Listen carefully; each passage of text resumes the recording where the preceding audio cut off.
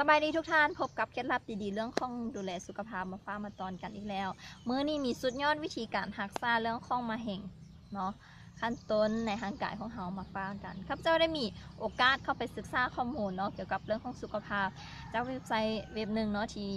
ชื่อว่าข่าวไทยนะซึ่งว่าเพิ่นได้เผยเรื่องของเคล็ดลับผ่านการทดลองเนาะวิจัยมาแล้วที่ค้นพบว่าช่วยในการทำลายเรื่องของมะเร็งได้เนาะฉะนั้นทำมาเบิ่งนำกันเลยเนาะคือว่าทั้งมะเร็งเนาะมะเร็งก็คือจะเป็นวิวัฒนาการของกลุ่มเซลล์เนาะที่พยายามรอดตายจากสภาพแวดล้อมที่มีความเป็นพิษสูงเนาะแต่มันก็เป็นสิ่งที่ยากที่สุดที่เราจะสามารถควบคุมได้นะเพราะว่ามันจะค่อยๆฆ่าร่างกายของเราไปเทื่อเล็กเทื่อน้อยนะฉะนั้นถ้าเราอยากจะกำจัดเรื่องของมะเร็งนี้เราต้องมีการเปลี่ยนแปลงสภาพแวดล้อมที่มันบ่มักเนาะอย่างว่องไวเลยนะด้วย3วิธีง่ายๆก็คือข้อที่1หายใจเข้าลึกๆเนาะคือว่าทั้งมะเร็งเนาะมันจะสามารถอยู่รอดในออกซิเจนต่ำเนาะมันต่ำเท่าใดมันยิ่งจะเฮ็ดให้เซลล์มะเร็งเนี่ยมันเติบโตได้หลายเท่านั้นเนาะฉะนั้นวิธีการง่ายๆก็คือเราต้องเพิ่มออกซิเจนให้กับร่างกายของเราด้วยวิธีการหายใจเนาะเส้นท่านตื่นมาตอนช่วงเช้าเนาะตื่นมาแต่เช้ายังไปยังมาเนาะประมาณ5นาทีก็ได้เนาะแล้วให้ท่านมาฝึกหายใจเนาะโดยการหายใจเข้าเนาะหายใจเข้าทางดังเนาะแล้วให้เบ่งท้องออกแล้วหายใจออกนะทางปากแล้วแวบท้องเข้าและทุกครั้งที่หายใจให้การไว้ประมาณนับ1 2 3 4เนาะเฮ็ดแบบนี้เรียงกันประมาณ4ครั้งเนาะก็จะเฮ็ดให้ออกซิเจนเข้าไปอยู่ในร่างกายของเราได้ทั่วถึงเนาะและอีกหนึ่งตัวช่วยเนาะก็คือการเลือกสมุนไพร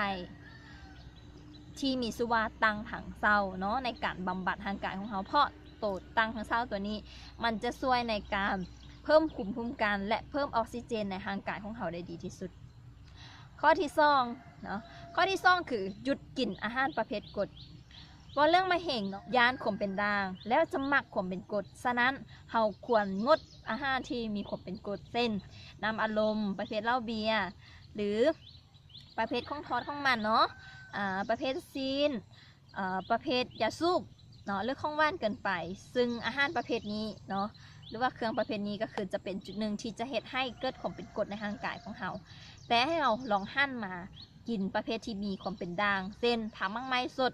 น้ำมะพร้าวน้ำด่างหรือน้ำอังคาลายเนาะก็จะช่วยในการเฮ็ดให้ร่างกายของเราลดกรดได้เนาะหรือ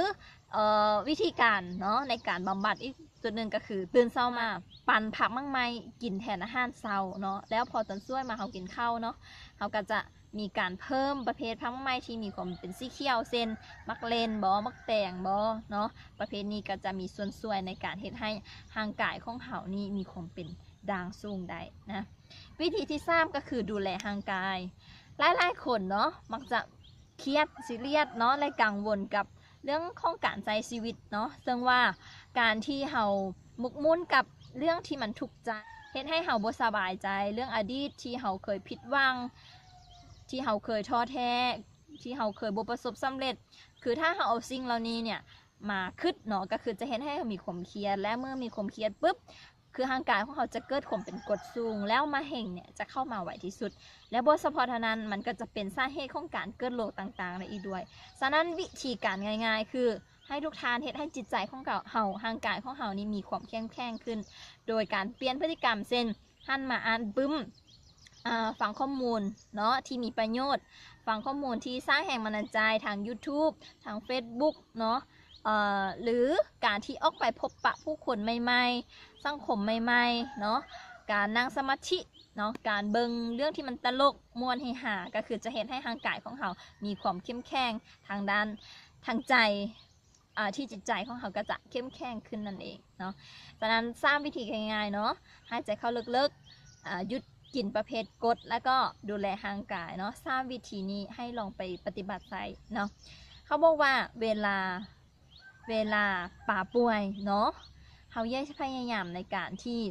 กำจัดป่าแต่ให้เขาพยายามนำให้ป่าอยู่เนาะจะเป็นอีกวิธีที่จะเฮ็ดให้ป่านั้นรอดได้เนาะ